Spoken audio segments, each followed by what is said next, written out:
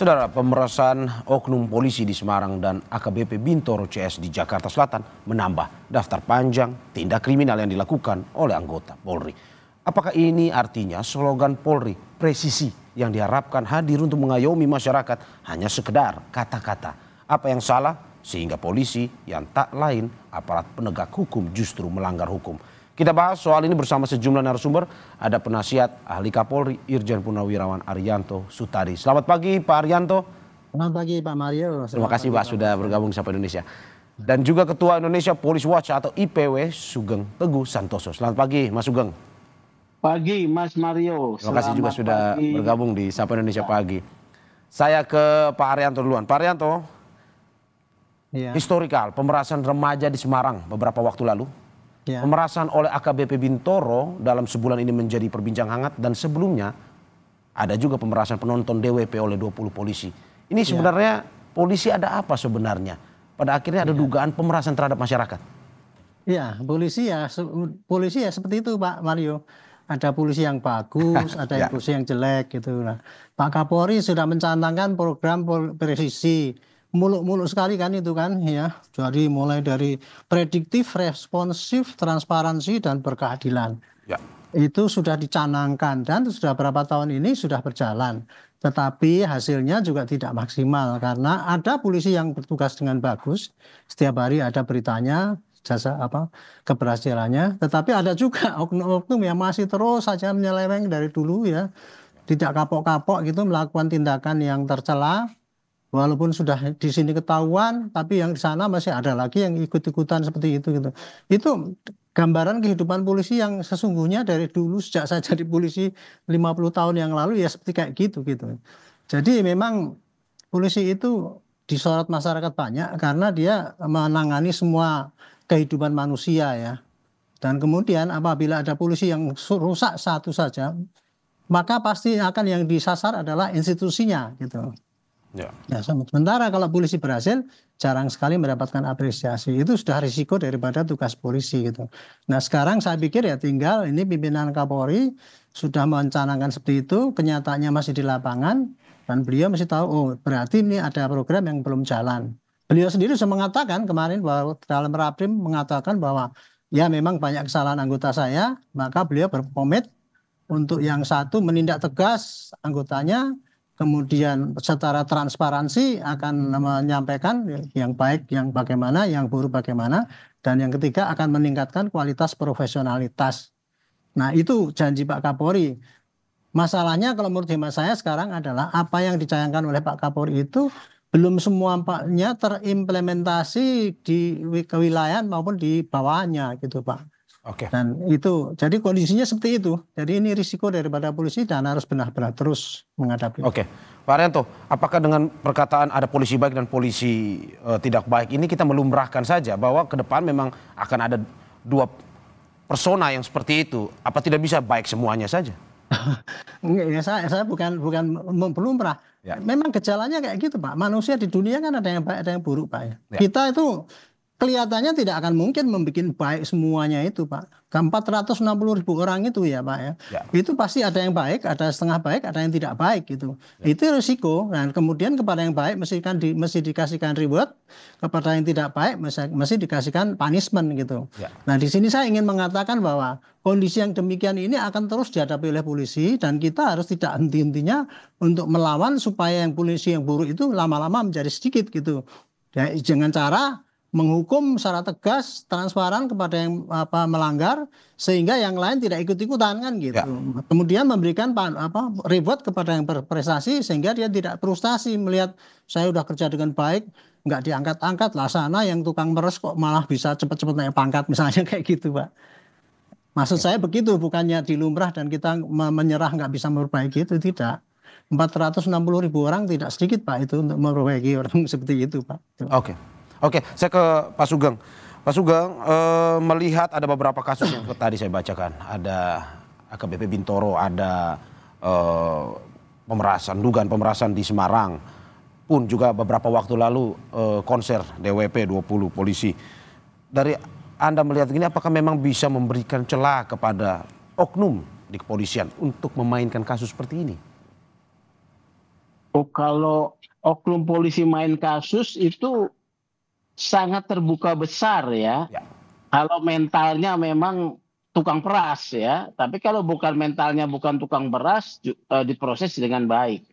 Karena tahapan dari proses penanganan perkara itu, bahkan mulai laporan sampai penyerahan tahap 2, itu saya menghitung bisa ada 6 potensi pelanggaran, ya, Ya. potensi main uang, ya, ada 6 tahapan tuh. Tahapan pertama waktu membuat laporan, ya, membuat laporan ada dipersulit, akhirnya minta tolong, ya. Kemudian tahapan kedua ketika mau naik sidik, ya, mau naik sidik. Itu juga ada tahapan kalau yang nakal itu kan ada gelar perkara tuh, dipersulit-persulit gitu ya. Ya. Tahapan sebelumnya bisa juga penghentian penyelidikan yang tidak ada upaya hukumnya ya. Itu sudah 3. Kemudian tahapan keempat, mau naik tersangka juga saling bermain. Bisa dipermainkan oleh penyidik. Ini ditetapkan tersangka atau tidak ya, pelapor dan terlapor bisa dimainkan. Kemudian ditahan atau dilepas penahanan itu juga ruang untuk bermain. Jadi ini soal mental ya. Pak Arianto sudah menurut saya sudah benar ya. Dari 50 tahun yang lalu terjadi dunia ini kan isinya dikotomi hitam dan putih ya. Apakah akan ada polisi sempurna? Tidak akan ada polisi sempurna sampai dunia kiamat ya, karena dunia ini isinya memang sudah dari sana akan ada dikotomi. Maka itu di dalam institusi kepolisian ada propam, ada kemudian instrumen-instrumen penegakan disiplin. Karena memang itu disiapkan apabila ada anggota yang melanggar ditindak. Nah, permasalahannya bagaimana kecepatan penindakan, Ya. apakah tegas ya. Kalau yang di Semarang kemarin ya, begitu ketahuan langsung ditahan. Itu kan Pak Kapolres yang baru kan tidak tahu nih, dia baru nih tiba-tiba ada anggotanya memeras di Polsek ya, ditangani di Polsek. Tapi langsung ditahan. Itu perlu kecepatan tindakan supaya tidak berlarut ya. Langsung ditahan. Kalau kemudian tindak lanjutnya adalah harus keras tindakan ya. Tidak udah ada kompromi-kompromi. Kode etik PTDH kemudian pecat. Ya. Hal-hal yang melanggar pidana kayak DWP ini kan kita minta supaya ditindak pidanakan ya, DWP.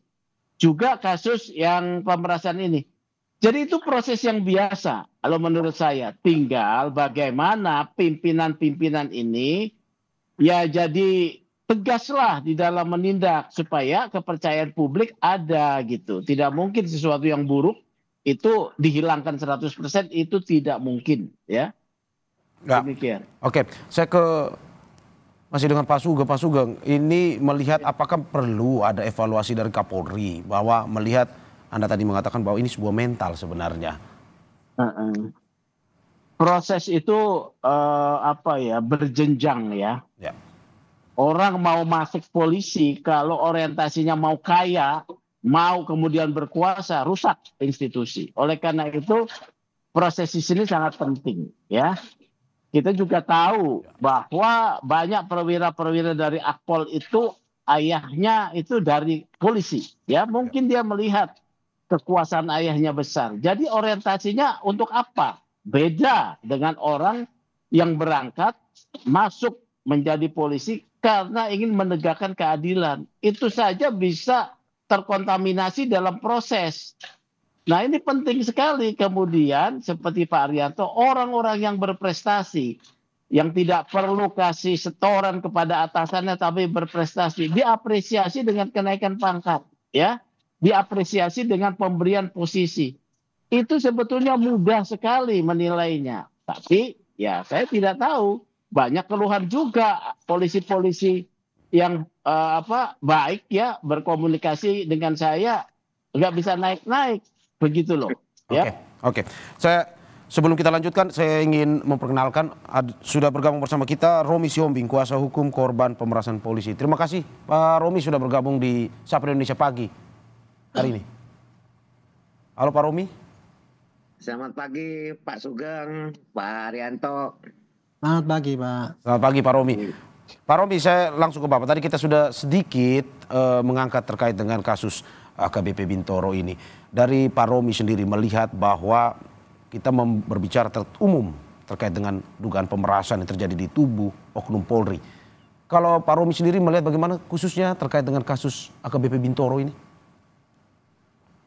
Ya, jadi hal ini sebenarnya lazim banyak sekali terjadi di dalam proses penegakan hukum, terutama di wilayah kepolisian. Cuman mungkin kali ini agak fantastis ya bicara nilai, sehingga mungkin dari internal kepolisian sendiri terjadi gesekan-gesekan, intinya kan seperti itu. Ya. Tapi pada kenyataannya hal-hal seperti ini banyak dan lumrah terjadi, sering kita dengar ya. Ya. Jadi seperti tadi disampaikan oleh narasumber bahwa memang betul harus ada evaluasi. Oke, kalau dari harus ditingkatkan kewenangannya, intinya kan seperti itu. Oke, kalau dari kasus yang Anda tangani, berapa besaran dugaan pemerasan yang dilakukan oleh AKBP Bintoro?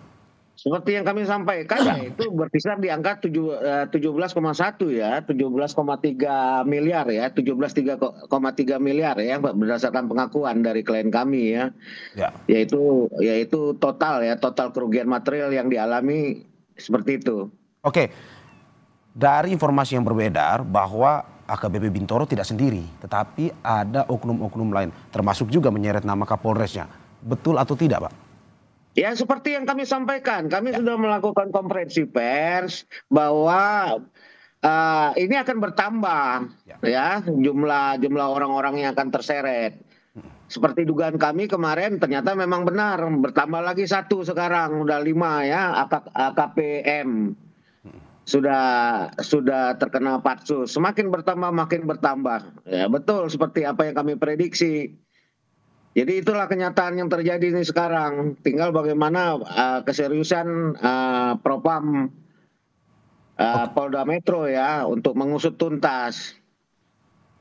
Oke, jadi penegasan saja Pak. Ini berarti mereka sengaja meminta dengan tujuan untuk apa sebenarnya? Ya ini kan transaksional ya, dalam arti kata sebenarnya pasti ada komitmen memberikan sesuatu, komitmennya apa? Intinya kan seperti itu. Pada intinya kalau saya lihat dari case ini, karena memang kita baru menangani perkara ini setelah P21, ya jelas dengan biaya seperti itu harapan dari klien kami ya tentunya penghentian ya SP3 ya, bahwa perkara ini tidak berlanjut ya. Dari bulan April sampai ke Desember baru berproses lagi, ini mendadak tiba-tiba nggak ada angin nggak ada apa, tiba-tiba P21 ya. Kami coba komunikasikan juga dengan pihak korban apa semua, ternyata mereka juga tidak mendapatkan panggilan, tiba-tiba ini menjadi P21. Ini tanda tanya juga sebenarnya ya. Ya. Oke. Itu saja, Pak. Saya ke Pak Sugeng. Pak Sugeng, melihat ini ada belasan M dari hasil laporan ini. Apakah memang sebenarnya dalam kasus AKBP Bintoro ini hanya AKBP Bintoro saja dan yang sudah ketahuan, tetapi ataukah mungkin ini menyeret nama-nama lain juga termasuk petinggi-petinggi Polri? Loh, ini pertama yang brengsek ini oknum advokatnya ya. Ini brengsek nih oknum advokatnya ya. Polisi itu kalau dia tidak kenal ya dengan jaringan yang menangani perkara, dia tidak akan minta. Ya. Kalau misalnya dengan saya, tidak pernah dalam karir saya ada polisi minta uang, ya. Karena mereka tahu saya ini pasti tidak akan memberi, malah melaporkan dia, ya. Nah, yang brengsek ini pengacaranya dari awal menurut saya meminta bantuan sesuatu dengan menawarkan uang. Nah, artinya juga kemudian polisinya tidak benar mau menerima, ya. Apakah ada kemudian yang lain tadi sudah ada AKP M itu memang dari awal sudah terdeteksi ya. Apakah Kapolres termasuk? Ya, informasi yang saya dapatkan, Kapolres, saya tidak yakin Kapolres menerima Pak Romi ya, Ya. karena dia yang meminta kasus ini untuk ditindaklanjuti. Ditindaklanjuti, ya. Ya, dari April sampai Agustus mandek, dia yang meminta ditindaklanjuti ya. Kemudian juga dijalani oleh AKBP Gogo diganti ya. Saya agak heran ketika AKBP Gogo kemudian terpleset juga. Aduh, ini ya. Kalau sampai Kapolres juga terpleset, ini menyedihkan sebetulnya ya. Institusi polisi ini bukan hanya punya polisi, tapi punya kita ya. Jadi ini kan jadi sistemik gitu. Oleh karena itu saya melihat dari fenomena kasus ini, Kapolres saya tidak yakin menerima. Ya, memang ini memerlukan pembuktian lah. Ya, Bang. Oke, Pak Sugeng, tapi Oke. Kapolres katanya tidak menerima, tapi ada dugaan pecah kongsi katanya. Katanya Kapolres terimanya lebih kecil daripada AKBP Bintoro sehingga harus dilaporkan ini. Kita ikuti proses saja kalau Kapolres kan dia kombes ya, mungkin diperiksanya dia di Mabes Polri ya. Pak Romi harus juga memberikan kontribusi informasi yang akurat supaya ini bisa terbuka gitu ya. Ya, oke. Bang Sugeng. Iya. Iya, siap. Betul. Apa yang Abang sampaikan saya sepakat banget intinya begitu. Cuman saya mau katakan nih Bang, perlu juga kita analisa. Kenapa saya katakan demikian? Bahwa pada tanggal 15 Mei, ini kejadian tanggal 22 April, kemudian tanggal 15 Mei itu, tanggal 2 Mei-nya sudah dilakukan perdamaian, kedua-duanya di LP 1179 dan LP 1181. Ya, kemudian sudah dikirimkan surat pencabutan laporan oleh masing-masing korban, baik LP 117 maupun LP 1181. Berarti bisa kita analisa, berarti Kapolres sudah tahu. Kemudian ada proses penangguhan, berarti Kapolres tahu, ya kan? Setidak-tidaknya bahwa sampai dengan berjalannya penangguhan sampai dengan ke bulan Desember, ini Kapolres tahu semua. Karena tidak mungkin penangguhan itu tanpa izin Kapolres. Dan tidak mungkin surat pencabutan laporan itu tidak sampai ke Kapolres. Nah, kemudian pada bulan Desember terjadi pertemuan di luar kantor polisi.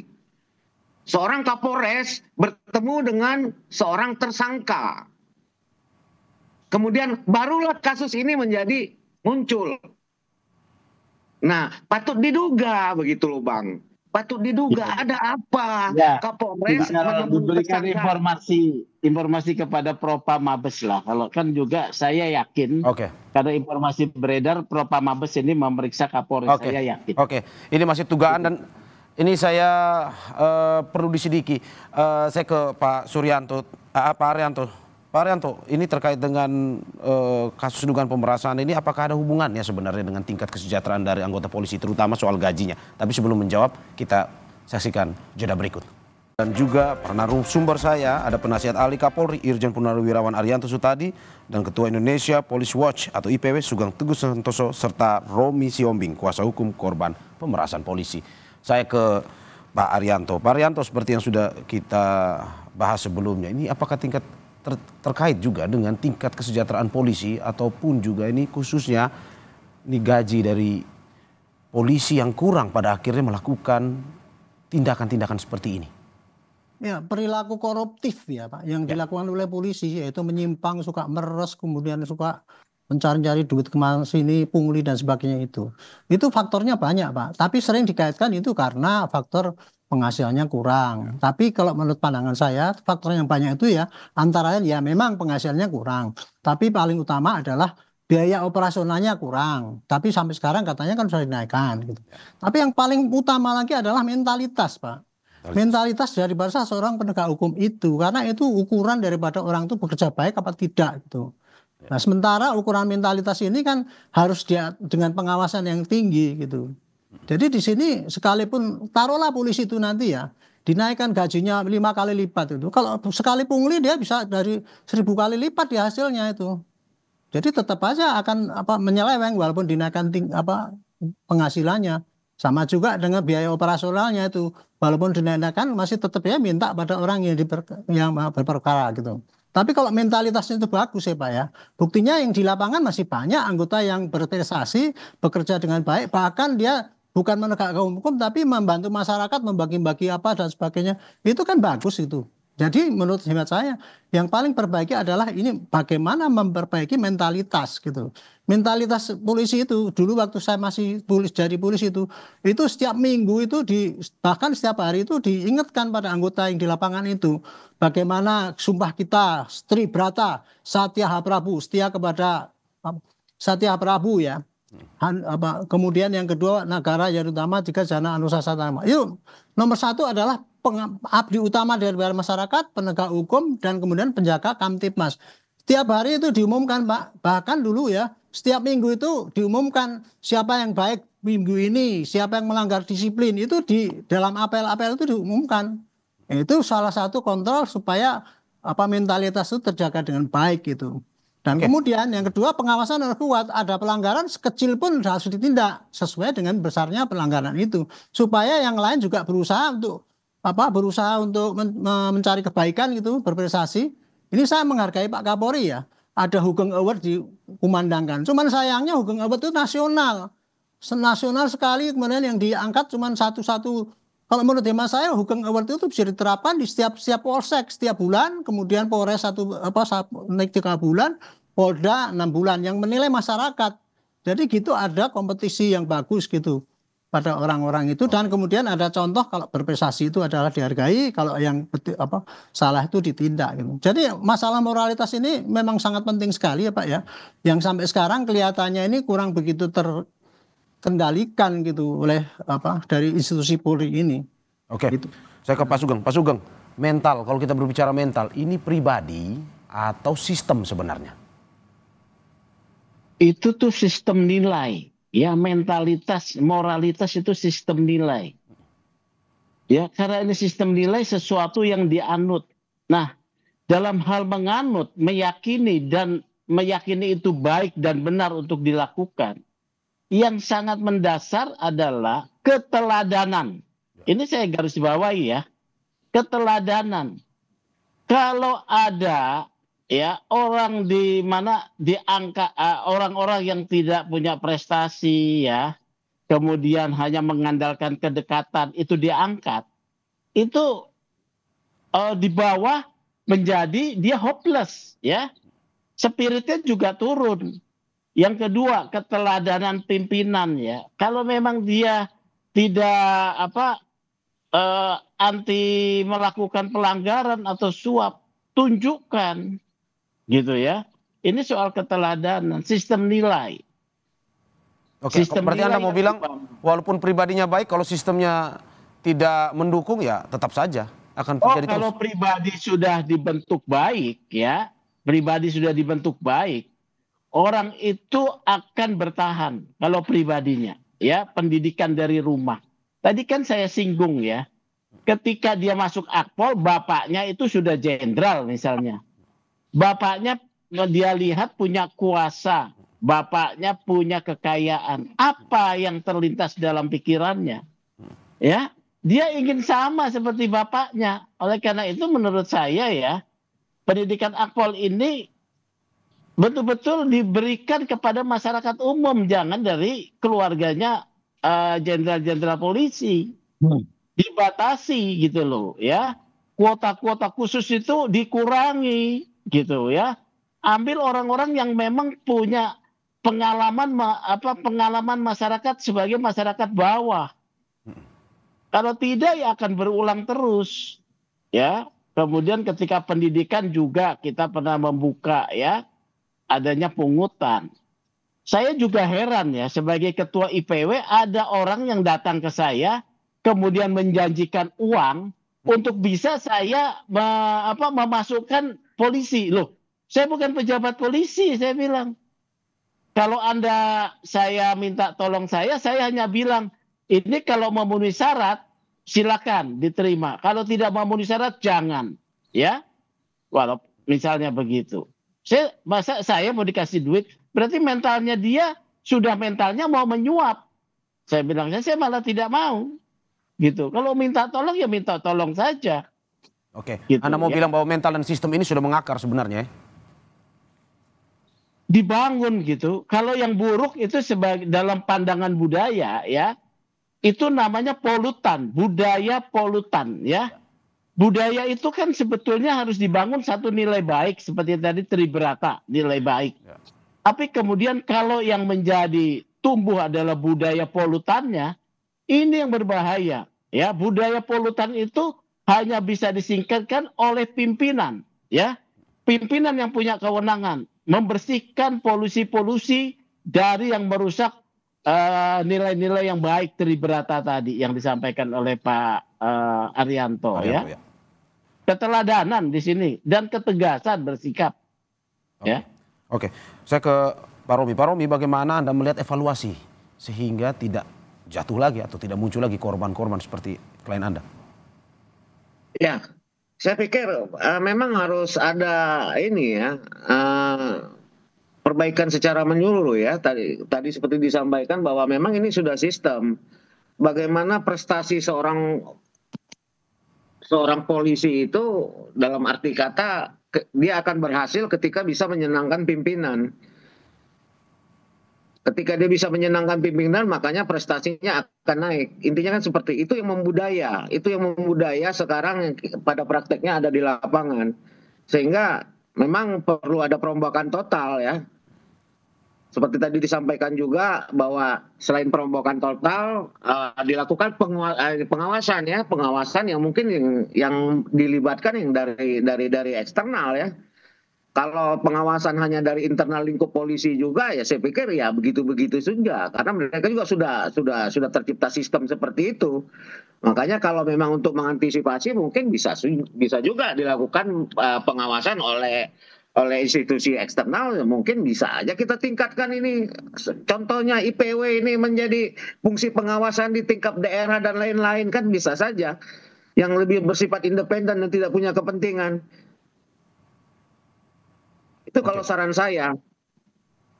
Oke, Pak Arianto, saya melihat bagaimana tindak lanjut dari Kapolri terkait dengan ini, terutama bagian reformasi di dalam tubuh Polri sendiri, terus juga bagaimana melihat mental sistem yang memang sudah keluar jalur ini kembali diperbaiki oleh Kapolri. Perhatiannya seperti apa dari Kapolri? Saya udah melihat Pak Kapolri itu niatnya baik ya dulu sejak diangkat dia beliau pakai presisi itu kan ya. Itu suatu yang idealis bagus itu Pak. Dan dalam tahun pertama kedua itu ada kelihatan lah itu semangat untuk menenarkan programnya. Karena banyak itu Pak programnya ada 100 lebih waktu itu. Bahkan mendapatkan award daripada Muri itu karena bagusnya program itu. Tapi kemudian dengan berjalan belakang ini, kenyataannya yang di lapangan kan masih banyak yang ya masih banyak lah oknum-oknum yang kemudian mencuat ya. Banyaknya oknum mencuat itu mungkin juga salah satu gejala di lapangan masih banyak, tapi juga dipengaruhi juga karena sangat gencarnya sosmed itu mengunggah hal-hal yang negatif gitu. Jadi ini yang menjadi tantangan Pak Kapolri menurut hemat saya. Ukurannya adalah lihatlah itu bagaimana kesan masyarakat yang ada itu dan itu kemudian dilakukan perbaikan. Tadi dikatakan ya kalau satu moralitas itu sistem pengawasan kuat Pak. Kalau ya Pak Ambeng ya pengawasan polisi itu udah lengkap Pak dari internal sampai eksternal. Internal itu adalah dari ada kode etik, ada waslekat dari atasannya, kemudian ada lagi disiplin, ada lagi hukum pidana kalau diterapkan pada pihak. Ada Pak teorinya ada dan eksternalnya itu dari DPR, dari Komnas HAM, dari Kompolnas, dari Ombudsman, termasuk juga dari medsos itu gitu. Tetapi di sini adalah pengawasan itu masih kurang efektif karena yaitu pengawasan internal misalnya kode etik itu nggak efektif karena meskipun sanksinya jelas berat sekali, tetapi tidak ada satupun anggota polisi yang salah berat kemudian dihukum dan kemudian transparan diumumkan di depan ini loh, si oknum ini contohnya ya, brengsek, contoh yang kemarin itulah DKW satu apa yang satu tim semua meres kayak gitu tuh, mestinya itu di kode etik terbuka aja, kemudian putusannya adalah gini, dicopot di depan umum, ini contohnya ya, supaya yang lain-lain jangan ngikuti kayak gitu tuh. Saya kira hanya dengan itu ya, jadi intinya adalah implementasi daripada kehendak Pak Kapolri itu supaya dijabarkan secara realistis oleh jajarannya, mungkin Pak bisa sedikit merubah gitu masih.